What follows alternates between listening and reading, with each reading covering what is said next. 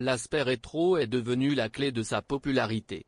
La Fiat 500 était une exception à cet égard, tous les modèles créés pour commémorer une voiture rétro n'ont pas été un succès. La demande pour la nouvelle Fiat 500 était énorme. Les gens étaient prêts à attendre 8 mois, les files d'attente étaient très longues.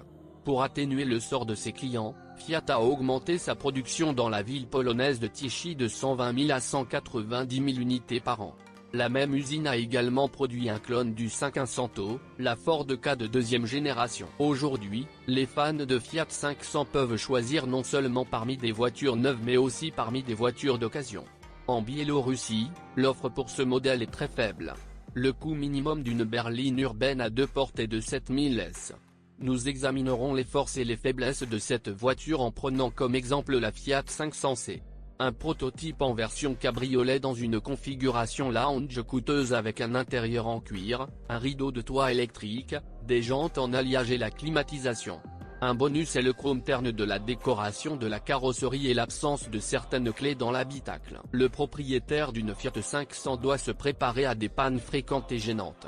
Les silencieux de ce modèle rouillent rapidement jusqu'au trou, les disques de frein s'usent rapidement, l'huile fuit par tous les joints et dans le pire des cas, une panne moteur est possible. La liste des problèmes typiques est très longue. Nous savons tout cela de première main.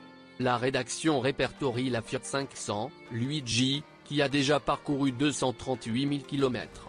Au début, nous l'aimions de toute notre âme, puis nous ne pouvions pas croire à la cruelle déception.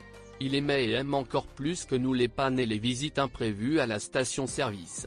L'historique de tous ces problèmes rentre à peine dans le carnet de bord. Malheureusement, toutes les attentes concernant la Fiat 500 sont détruites par sa mauvaise qualité de construction et sa faible fiabilité.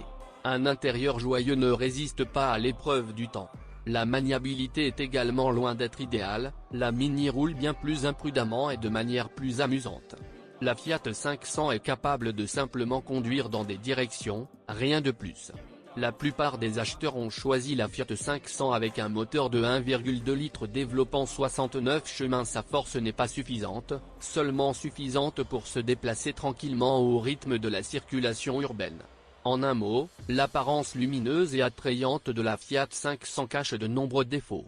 La vérité s'est révélée amère. Les fans y voient le fruit du travail d'un designer talentueux. En fait, la Fiat 500 est construite sur la base de la Panda abordable, la plupart des composants et assemblages lui sont empruntés. Mais si la Panda est plus ou moins fiable, la Fiat 500 présente son lot de défauts. Des problèmes avec l'électronique ou le démarreur peuvent entraîner l'appel d'une dépanneuse car le moteur ne démarre tout simplement pas. Les pièces intérieures grincent et tombent. Les experts du TÜV sont toujours heureux de parler de ces nombreux problèmes. Le plus souvent, la Fiat 500 est envoyée en révision en raison de l'usure des disques de frein et des fuites d'huile des unités.